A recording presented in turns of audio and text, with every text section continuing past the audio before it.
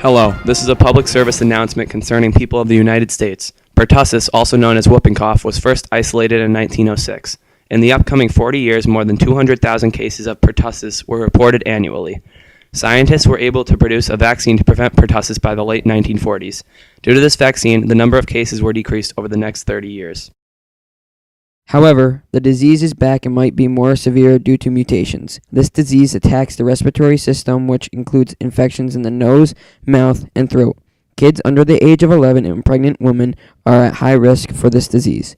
This doesn't only affect these age groups or the U.S. People all over the world at all ages need to take precaution. Some preventions for this disease are two different types of vaccines depending on your age. If you're 11 years and younger, children must get a DTaP vaccine, and if you're 11 years or older, you must be vaccinated with Tdap. Washing your hands is another effective way to prevent whooping cough.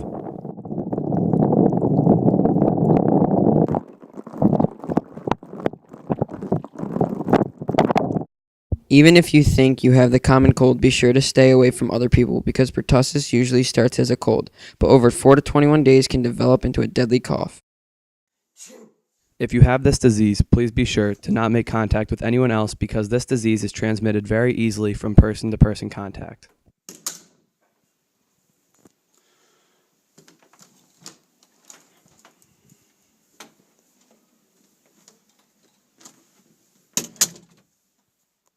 The big concern with this disease is that the bacteria are coccobacillus that are gram-negative. This means antibiotics have a harder time fighting this disease off.